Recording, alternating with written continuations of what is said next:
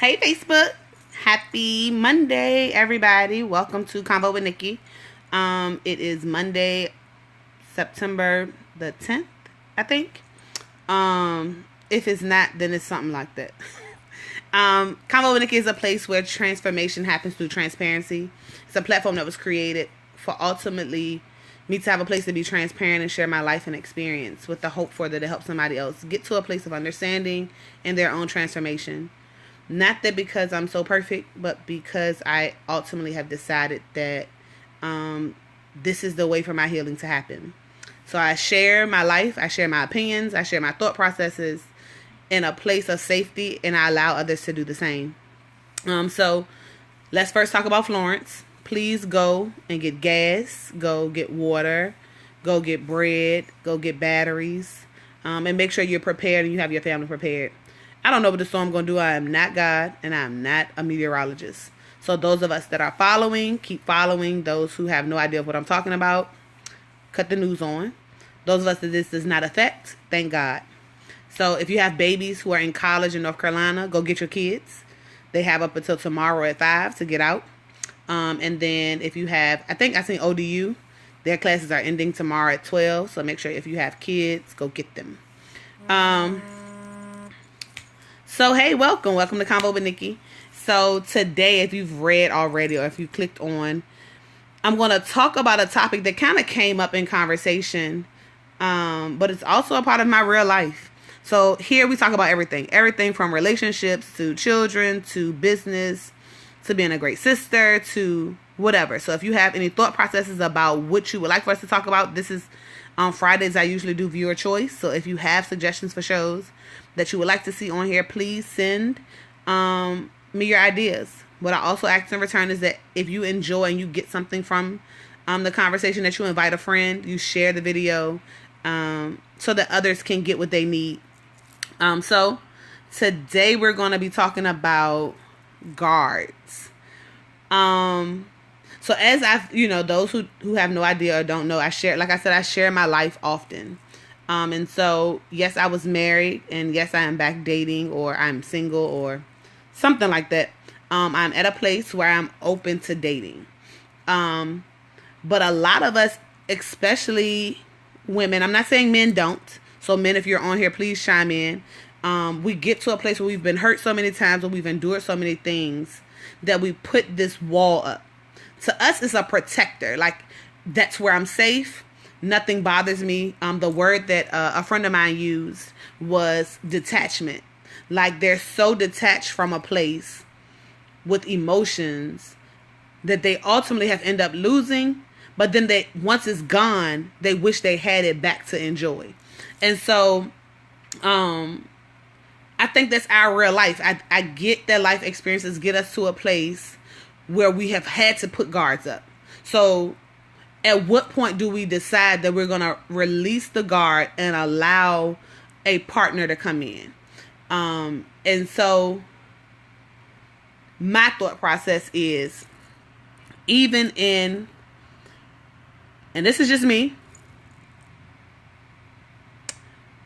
John, right. So, okay, so I'll go to your question first and then I'll go to the topic. So the question, I don't know if you all can see, it says, how long did it take for you to be comfortable to start back dating?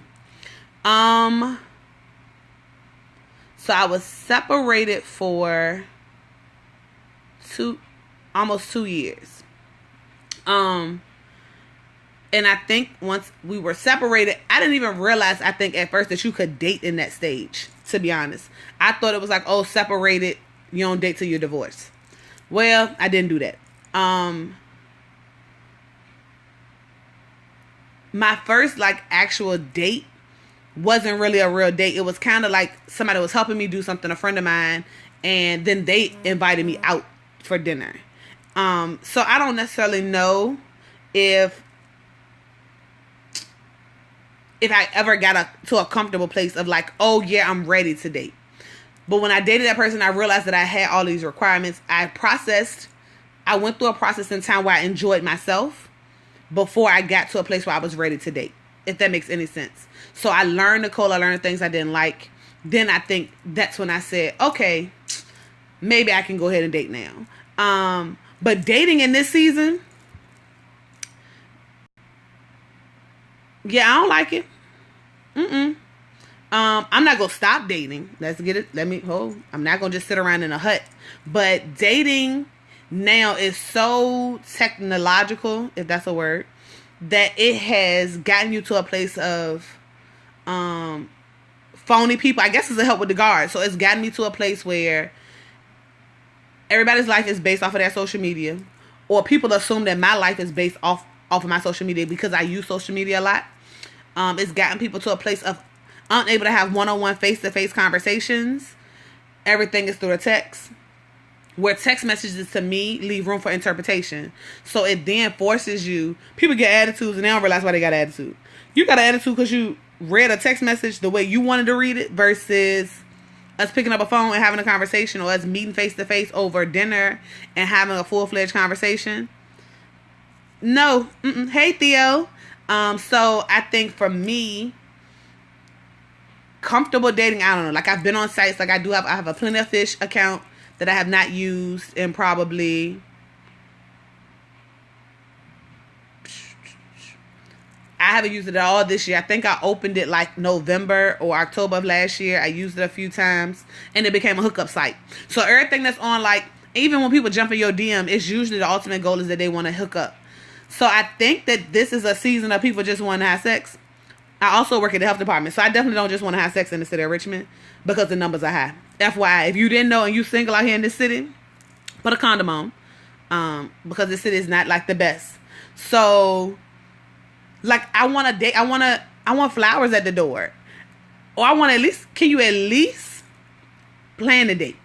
Can you at least do some of the leg work? Like, I don't mind doing leg work. I think that for a long time, and I think I talked to somebody else about this. For a long time, I was the person who did it all. Like, I did the planning of the dates and made spontaneous fun and did the fun and planned the trips and did that stuff.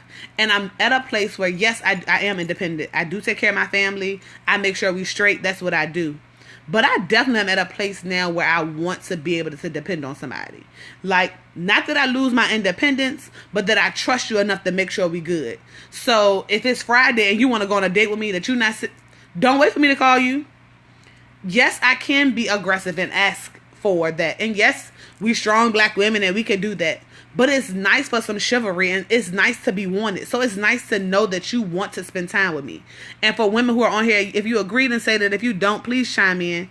And I can only speak for me and my experience when it comes to that. Like, I want somebody to want me. I don't want to have to do all the leg work and the running around and the figuring it out. I already got to figure out what I'm going to put on, and you're going to be mad because I'm 20 minutes late. But if I also had to plan the day, go pick you up, drop my kids off, and do something else, that's not what I'm into. So I think, am I comfortable in dating? I'm ready to date, and I would like to date exclusively, not immediately, but my ultimate goal is to one day be married again. I think that marriage is a great thing. I'm not ready to yell at nobody for them to, like, let's go get married tomorrow, but I definitely think that that's my ultimate. Did you ever get comfortable? I don't know. It depends on how you adapt to how dating is now. And if you even ever adapt to how dating is now. And do you go out? Where do you date? Where do you meet people at to date? And finding safe places to date. Like, I saw somebody put, like, is that really safe? Like, yeah, you just have to, it's kind of a figure out. It's kind of a touch and go, John. I hope that if that's something that you're into, if you're looking for someone, people who are dating or looking to date, tell them that it's not the same. People don't just walk up to you and tell you how cute you are. You want me to tell you what they do? They find your social media. They inbox you. They like all your pictures. And then you don't talk to them no more. That's kind of like, to me, that's what I have gotten. So I've gotten people, or I put up a post about, you could be dating somebody and you put up a post because you like it. Now you arguing about a post you put up that don't have nothing to do with them. Because for some reason, people have made social media their reality and actuality, when that was never the intent. I think that this time around, if I date somebody, I probably don't want them to be my friend on social media. Not because I have anything to hide, but because it's one less problem. It's social media. It's entertainment. For me, it's business that I've allowed to, and then I am able to share some stuff. But this is what I love to do. So I won't stop doing this. I won't stop using this platform to make somebody else comfortable. Because one of the questions, I got some questions from some people about like my next topics. And one of them was, would you give up your social media for your partner? And I think I probably need to change the title of this because we're talking about other stuff. But I think for me, this is what I do. If they met me here, if they knew me, if they know my heart and they know what I do, then they know this is where I'm at. And so if you can't trust me enough to be on a social media platform because you got your own insecurities, yeah, I'm not for that. I'm not here for that train. And I'm not going to tell you that some people on social media can be inappropriate. And I think that it's up to the person and their page to make sure that I do help with some of your insecurities. But if you completely just insecure, then I can't fix that. But to take away some of your insecurities and so that we have a trust, that's something else. But I can't feed your insecurities because you are completely insecure about who you are. That's a whole nother ball game and a whole nother place. So that's my opinion about like dating, I think. So am I comfortable? Yeah, I'm ready. Whatever happened. I don't want nobody else's husband. So yeah, I'm not into that. If you're already dating somebody, I always do these questions. So if y'all watch or whatever, I do relationship one-on-one questions and I do dating one-on-one questions. I like for people to chime in.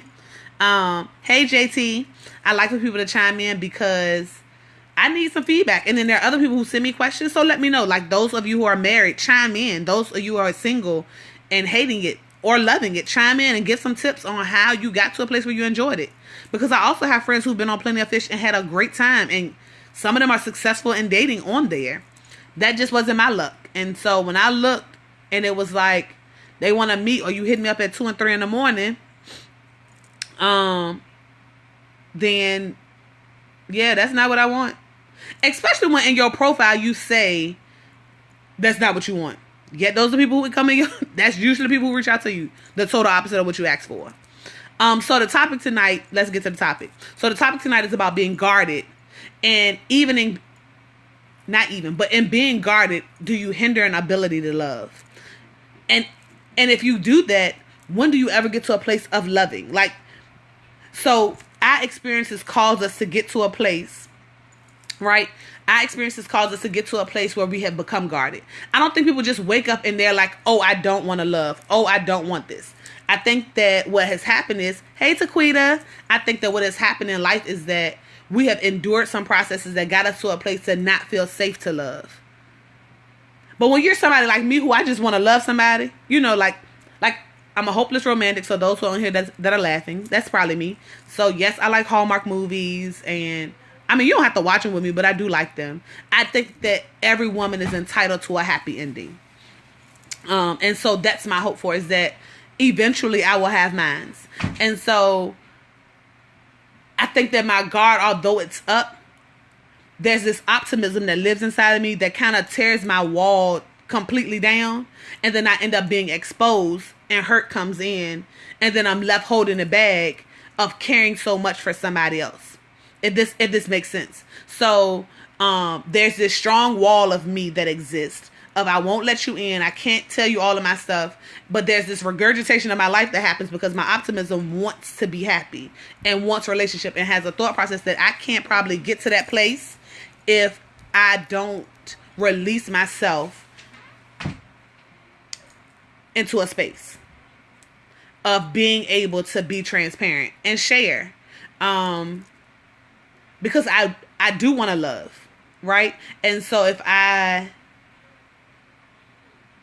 continue to stay guarded, how would people get in?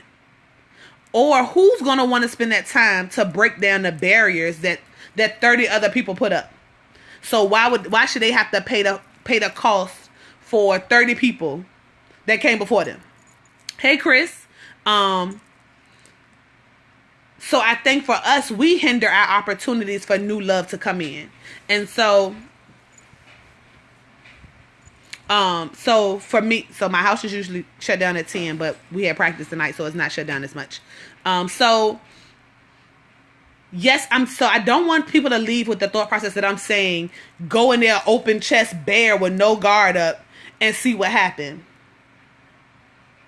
And then y'all end up hurt, and I get 35 inboxes about, Nicole, I did what you said. I was in there. Nikki, I went in there, and this girl or this guy and took me to this place, and now I don't know. But I think that we can't say out of one side of our mouth that we want something, yet our behaviors cause people to feel like they don't want to do as much work. Granted, I'm worth some work, and I believe that those who are on here listening, that if you know your worth, then you know you're worth the work, right? The catch is, should we hold people accountable for experiences that had nothing to do with them and before their time? Who wants to own that? Like, who wants to actually, first of all, because we don't want to do the work, right? So, for me, are we really wanting to go in and deal with the bad baby mamas, the women who cheated, you know, and then, so now every time I talk to you, I got to tell you 4 times where I'm at, send you my location and screenshot of the building outside so that I can make you comfortable. Do I really want to? And he's a good guy. He is definitely a good, I'm just making up something, but he's a good guy. He has all of the other attributes that you asked for. He just had some problems trusting because somebody else hurt him. Should I be willing to do that? Sometimes I think we should be willing to go a little bit extra. What we not finna do is send, not we, what I'm not gonna do. Now, I can reassure you to a place, but what I can't do is rebuild you as a person, because you're guarded. I think brick by brick, we should have some patience to be able to help somebody if we see the worth in them. The catch is, the same work that they're requiring, a lot of us also have that same stuff. And when it becomes on us, we tend to not see it as to be a hard thing and have an expectation for somebody else to get through this brick wall that we created in our minds per our experiences. And the person who actually caused us to put the brick wall up, guess what they doing? Over here living with the girl they cheated on you with the man that they left you for. They over here living. And you got 75 guards, a brick wall that you expect for this young lady or this young man to kind of break through to get to your heart. But have you went through the wall? And so I'm asking, usually the guard that we have up are insecurities that we've created in our own based on our experiences that now we don't even trust ourselves with. So like now, everything you say is a lie because the person before you, that's what they did. They lied. So when do I, as Nicole, now hold myself accountable for my own guarded heart and my own guarded wall and my own hurts, right, that I've endured? And why do I charge the person that comes next if my ultimate goal is to get to a place of love and a freedom in being me? So the catch is, love is going to cost you something. Are you willing to sacrifice, or are you willing to even take a chance on love that it may cost you hurt? And a lot of us gonna say, no, I don't want to be hurt no more. I'm tired of crying. I don't want to be beat down. I don't want this. I don't want that. But how would you ever know if you don't try? How would you ever understand? How would you ever get to a place of love or your happy ending if you don't have a moment to begin? I'm talking to y'all. I'm talking to me too. Because like I have said before, dating is not easy, you know, and I'm super transparent with my life, probably way more than a lot of you all are. So imagine being on a date with me. Sorry.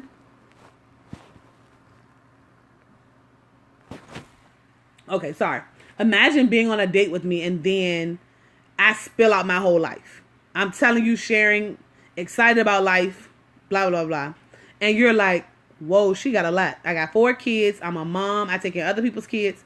That alone is enough to scare anybody. Right? So my phone is just flipping around. I don't know why. But that's enough in its own thing to scare anybody, right? About what they want out of their life. Are you accepting of that in that moment of transparency? So do you share your complete life? Probably not on the first date. But there's some things and some baggage that you're going to bring too. And if you don't want people to judge you predicated upon your baggage, why would we immediately judge them based on our own hurts and our frustrations and our fears? Because if you're going to walk into trying to love with fear, then you're not going to get far. And so again, I'm not telling you not to have a guard. I'm not telling you not to have a place of Um, not to have a guard. I'm telling you that in this, you have to be able to be vulnerable if you genuinely want something different. How do you expect to get something different from somebody new when you holding old? So I guess this goes back to was that Friday when we talked about forgiveness and forgetting. You have to be able to forgive the person who was once before you so that you can get to a place where you can accept what's new to come. But you first have to be able to forgive those that were before you, even if they're not around. Like as we talked about last week, forgiveness does not require that person to be in your face, to be a part of your life. But it does require you to have a moment of forgiving so that you can move forward in where you're trying to get to and where you're trying to go. And so, yes, the guard is safe. But the guard is safe just for you to be behind by yourself. So you can't say I want to be with someone, or I want a relationship, or I want more, or I want marriage, or I want these things if your complete life is going to be guarded behind this brick wall. Love comes with a risk. So even if falling in love with somebody, or you kind of love, or you go hard for somebody, or you love this person, it don't necessarily mean that that's where they at too. Right? So now, because you've now opened, you're sharing, you're excited, you've removed, this person has done some work, they removed a brick, you started to talk, you started to engage. Yes, I like that, to be vulnerable but not naive to love again. Right? So we definitely not go, and as women, we get emotional based on words. Let me explain to you that words and no action are nothing. Faith and no works is dead. So your words with no actions don't equal my draws. FY. And I'm just speaking on me. I can't speak for nobody else. It takes a lot to get to a place where I'm going to say, especially because I just told y'all that this city is not the cleanest. But it takes a lot to get there, and a willingness for me to share my life and share my body with you. And so I'm going to have a requirement and a standard. And I think when we start setting expectations and standards, it makes it different. And a lot of times we miss that because we've been told our standards are too high, or that nobody's going to ever meet the standard. Why your standards so high? Ain't nobody going to do that. Who going to want to do that for you? Who are you? When you know your worth, understand who you are, you can then hold somebody else accountable to something because you refuse to fall for nothing. You refuse to take anything. So yes, a guard is safe. Definitely. Safeguard. I have this saying that I think I did a live about it. It's called Handle Me With Care. I'm fragile. I probably won't break completely, right? But I am definitely a fragile being. Handle me with care. Take care of me. Hold me. You know, the box even tells you to stick on it, because you can't hold that box like you would with something that'll fall, break, bust, and be disgusted, right? This box, I need you to kind of hold it, put it to your side, and need a little cushion when it, because we can't let it just drop. But we have to have a demand on who we are and what we expect and what we want. And an expectation for somebody to meet that and do the work and understand I'm worth the work that you're going to do for me. Right? I'm worth the work, because guess what? I'm going to do the same work to get to your place. Because although I'm a woman talking, there are men who are guarded. Right? There are men who are broken. There are men who are at a place and who have been at places where they don't trust, where they have insecurities, where they are frustrated and depressed. That exists in man.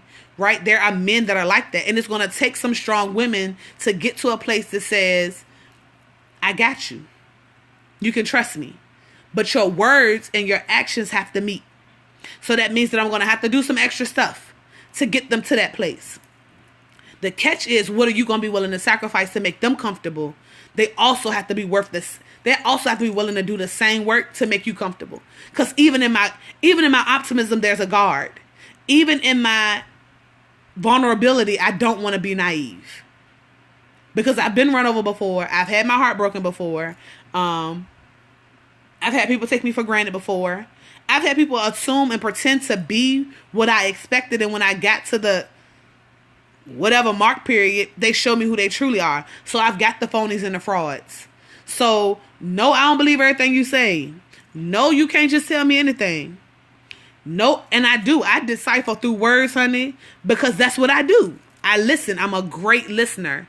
Probably to a fault sometimes, because I over listen. And if I listen too much, I done created a whole scenario in my head that has now made me be so frustrated with you. And you ain't saying nothing but hey. But your hey tone, it meant something. Because see, I'm a feeder of words, right? So because I'm a feeder of words, I'm listening. So sometimes I'm over listening because it sounds like what I've been through before. And I don't want to endure those things. So I'm going to hold you accountable. And now I have a frustration where I need to just hold you accountable for your stuff. I shouldn't be holding you accountable for 3 people before you. And if I am, then I need to go back, forgive, heal, and then come back. There's a process that happens, I think, before we get to a place of wanting to date and wanting to love, that I ultimately have to forgive first. And still realize that the forgiveness doesn't require the other person. The forgiveness is going to release me from the hurt, and then I can move forward. The forgiveness makes me make the hurt real, right? Because once I forgive, then that means that out loud I'm saying that I was offended. There was an offense. There was a hurt. There was a pain. And I'm moving forward because I've addressed it now. I know that it's there. And so then when I'm trying to build healthy relationship again, I'm able to identify the things that hurt me before. But a lot of times we don't want to identify them because then we've given power to the person that hurt us, or so we think in our minds. So now I can't heal because I ain't going to let them, they ain't stealing my joy. They ain't break my heart. No, fool, they did. Your heart broken. You bitter. You detached. And I want to go back to that word. But you bitter, you detached, you unmotivated, you don't unmove you. You done lost people, you done lost friendships, relationships because you've gotten yourself to a place where don't none matter. You so guarded, you done guarded yourself from everything. And the right thing came, everything you've asked for show up. And you don't know what to do with it because your guard is up. Because if you show for a moment that you're vulnerable, that person could hurt you.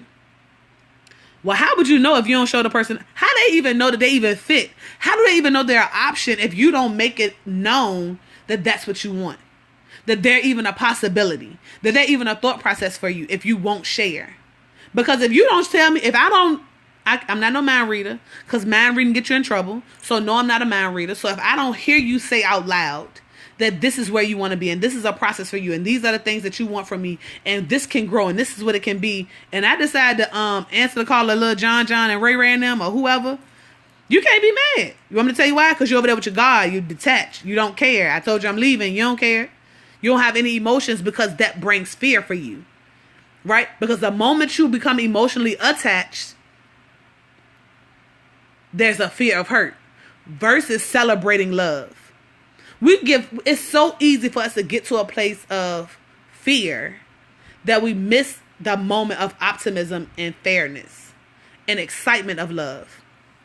But we can exist over here in this fear. Ain't nobody right. Don't nobody do right. Niggas ain't right. Girls ain't right. Sorry, I didn't mean to say niggas, but y'all know what I mean. You know, dudes don't do what they're supposed to do. Women don't do what they're supposed to do. We got 3 million excuses as to why I can't be in a relationship. Right? 3 million excuses. Instead of saying, oh, this person has heard me. This person supports me. This person, you know, for me, it's big when somebody watch my lives. So they watch my lives and they can verbatim probably come back and tell me something. That's big to me. Right? Oh, they spent some time doing this. So their actions meet their words. The catch is when their words are one thing, their actions are another thing, and then there's some gray area in between where they exist. Then that's when you become a place. That's when you put your guard up. I think that when their actions do one thing, their words say another thing, and then there's this gray area where they try to kind of exist in between the both of them to kind of appease you, but then they also entertaining 3 other people on the side. You're gonna be able to tell, but you got to pay attention. But even in that, it's a lesson learned. And I think that we have to be able to say lesson learned and continue to move forward. Then, oh, this another one. I ain't doing it no more. Lesson learned. I'm going to rebuild, regroup, prepare. Get a preparation season for when the next one come or whoever come, that I'm open and willing and able. Everybody don't deserve your time. So I don't want nobody leaving saying, well, Nicole's not supposed to entertain everybody. That ain't what I said, because I don't entertain everybody.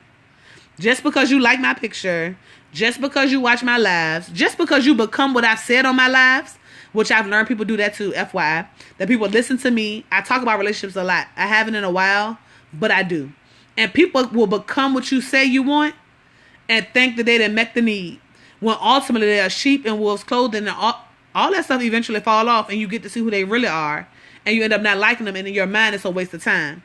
I don't perceive it to be a waste of time. What I perceive it to be is another lesson learned for me to get to what I really and truly want. If I gain something from it, then it's not a waste of my time. If I get myself to a place where now I'm unable to receive, or I look at it as wasted time, then I'm frustrated. But if I get something from it, it's lesson learned, move forward, a brick removed off of my chest, because I get that there are people out here that's gonna hurt you. Hope this live don't let you leave and say Nicole said that everybody gonna be great for me, and I'm gonna be wonderfully in love, and I'm gonna be spinning around, and I'm gonna be engaged, and I'm gonna be able to thank her on my live, because if it weren't for her, we wouldn't be together.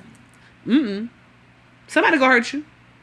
The catch is, what power are you gonna give them after the hurt? Or are you gonna regain your own power, walk in that, and go to the next situation? So my process, or my takeaways that I would hope that you would get, is that in your guarded, it can become a hindrance. Be willing to be vulnerable, but not naive. That's from Tanya. Thank you, girl. And then understand that detaching yourself does not make way for you to be able to love somebody. Detaching yourself does release you from emotions, but it also detaches you from reality of love. You'll ultimately lose. Because once you detach yourself, and people that want to come in, they're going to eventually leave. No one wants to sit in a place where they feel they're giving everything and you give nothing.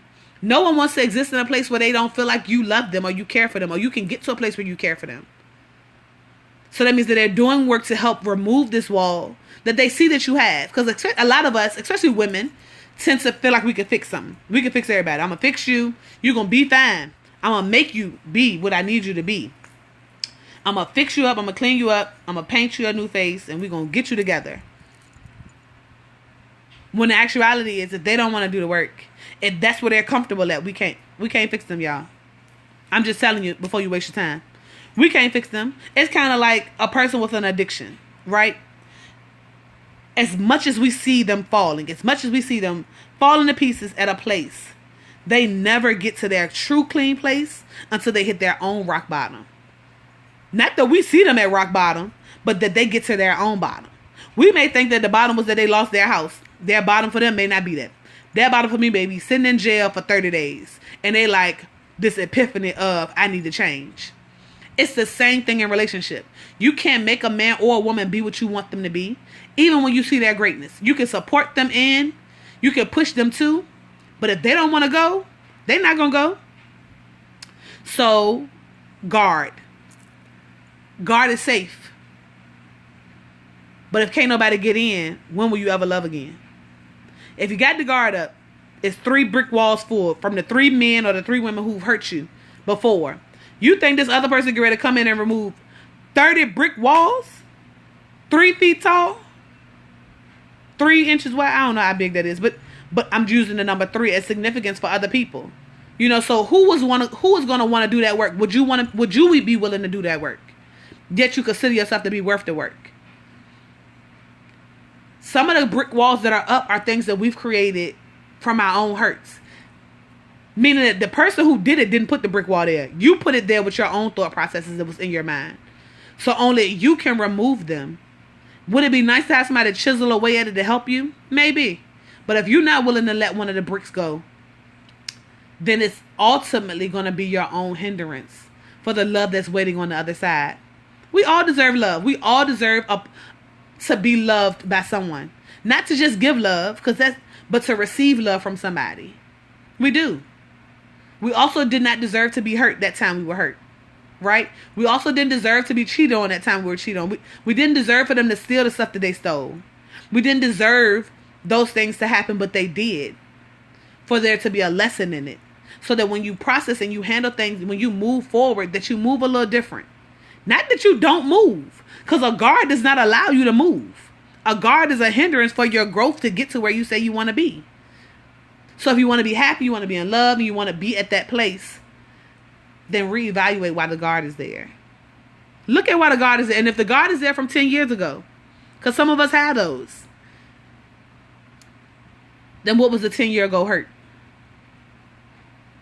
And out loud say what it is. I'm not saying you got to say it to your partner that you have now, because some of us are guarded in relationships. So don't think that this is just for single people, because some of us are sitting in complete relationships right now, and the person that's beside us can't get in because we've created a boundary and a wall from something that hurt us before them, or that they did the hurt and we decided to stay, and we done created this wall to exist there too.